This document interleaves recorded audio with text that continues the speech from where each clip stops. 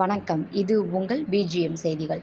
திருவள்ளூர் மாவட்டம் திருத்தொழுவூர் ஸ்ரீ ஓம் சக்தி எல்லையம்மன் என வழங்கும் அருள்மிகு மாரியம்மன் திருக்கோயிலில் 225ஆம் ஆண்டு தீமிதி திருவிழா வெகு விமரிசையாக நடைபெற்றது.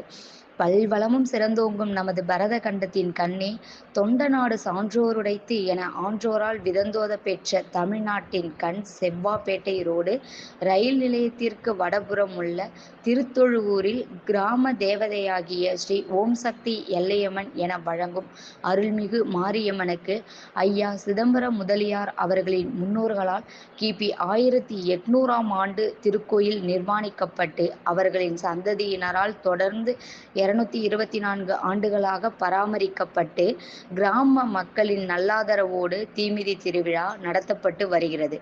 இந்த தீமிதி திருவிழாவை முன்னிட்டு பக்தர்கள் காப்பு கட்டி விரதமிருந்து தீமிதித்தனர். தீமிதி திருவிழாவில் கலந்து கொண்டு அருள்மிகு ஸ்ரீ மாரியம்மன் தரிசனமும் செய்தனர். திருத்தொழுவூரில் ஆதின ஐயா முதலியார் குழுவினர் விழா மற்றும் விழாவிற்கான ஏற்பாடுகளை செய்தனர்.